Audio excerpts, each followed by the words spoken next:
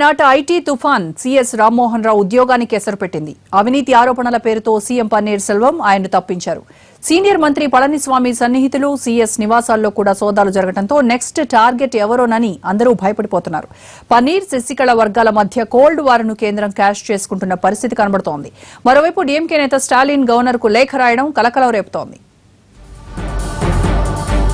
చెన్నై అన్నానగర్లో మొదలైన ఐటీ తుఫాను సెక్రటరియట్ లో తీరం దాటింది. 25 గంటల పాటు సీఎస్ రామ్మోహన్ రావు నివాసం, ఆఫీసులో సోదాలు చేసిన ఐటీ అధికారులు పెద్ద మొత్తంలో నగదు, బంగారం, ఆస్తిపత్రాలను సీజ్ చేశారు. సీఎం సెక్రటరియట్ లో ఉండగానే పక్కనే ఉన్న సీఎస్ ఆఫీసులో ఐటీ రైడ్స్ జరగడంతో తమిళనాడు పరువు కావేరీలో కలిసిపోయింది. ఇక అత్యవసర సమావేశం నిర్వహించిన సీఎం పన్నీర్ సెల్వం సీఎస్ రామ్మోహన్ రావును పదవి నుంచి తప్పించి కొత్త సీఎస్ గా గిరిజా వైద్యనాథన్ ను నియమించారు.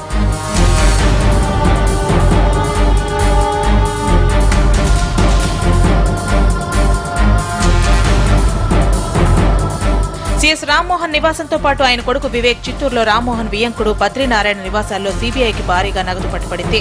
ఏ క్షణమైన సీఎస్ ఆయన కొడుకుని అరెస్ట్ చేసే అవకాశాలున్నాయి. 3 రాష్ట్రాల్లో ఏకకాలంలో 13 చోట్ల సోదాలు జరిగాయి. దాదాపు 100 మంది అధికారులు దాడుల్లో పాల్గొనడంతో ఐటీ శాఖ ముందే తీవ్ర కసరత్తు చేసిన సంగతి అర్థమవుతోంది.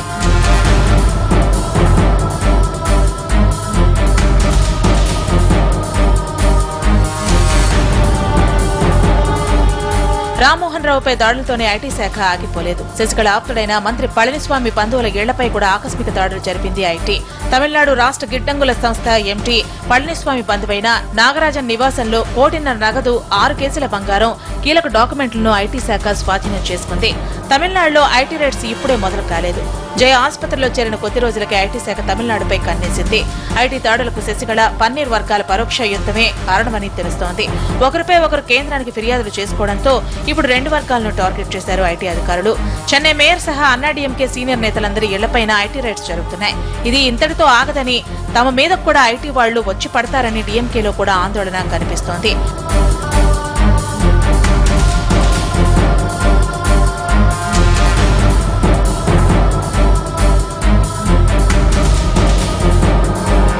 ఓవైపు ఐటీ రైడ్స్ జరుగుతుండగానే తమిళనాడులో పలు వర్సిటీల వీసీలు చిన్నమ్మ శశికళను పోయస్ గార్డెన్ లో కలవడంపై దుమారం రేగింది. ఎలాంటి రాజ్యాంగ పదవి లేని శశికళను వీసీలు ఎలా కలుస్తారని ప్రతిపక్ష నేత స్టాలిన్ ప్రశ్నించారు. తమ పదవీ బాధ్యతలకు విరుద్ధంగా వ్యవహరించిన వీసీలపై చర్యలు తీసుకోవాలని, వెంటనే జోక్యం చేసుకోవాలని కోరుతూ తమిళనాడు గవర్నర్ విద్యాసాగర్ రావుకు లేఖ రాశారు స్టాలిన్.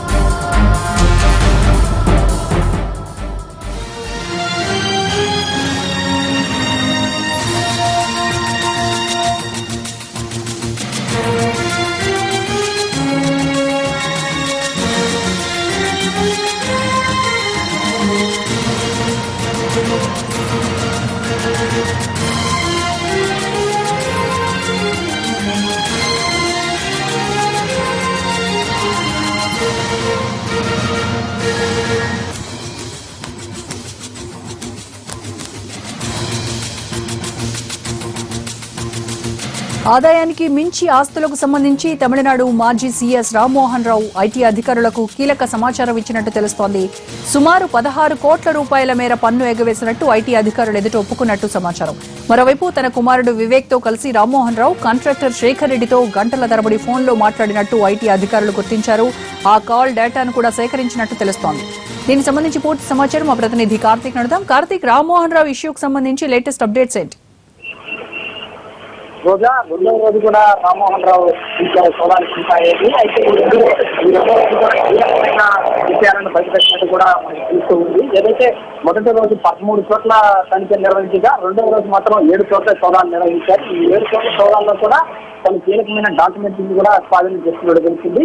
అయితే ముఖ్యంగా రామ్మోహన్ రావు 16 కోట్ల రూపాయలకు పైగా తను పన్ను ఎగవేసినట్లు కూడా ఐటీ అధికారులు నిర్ణయించినట్టు కూడా మనకు అందిన సమాచారం ప్రకారం తెలుస్తుంది. అదేవిధంగా శేఖర్ రెడ్డితో రామ్మోహన్ రావు కొడుకు గాని వివేక్ గంటల తరబడి మాట్లాడినట్టు కూడా మనకు అందిన సమాచారం దానికి తెలుస్తూ ఉంది. వీరిద్దరూ కూడా కొన్ని గత 2011 సీఎస్ అయినప్పటి నుంచి కూడా వీళ్ళిద్దరి మధ్య సంభాషణలు కొనసాగుతున్నట్టు తెలుస్తుంది. వీరిద్దరికి మధ్య కొనసాగి సంబంధించిన అన్నింటినీ కూడా ఐటీ శాఖ అధికారులు సేకరించినట్టు కూడా మనకు తెలుస్తుంది. రోజా, అయితే ఈ సోదాలు ఇంకా కొనసాగుతాయా? రేపు కూడా ఐటీ అధికారులు ఏమంటున్నారు?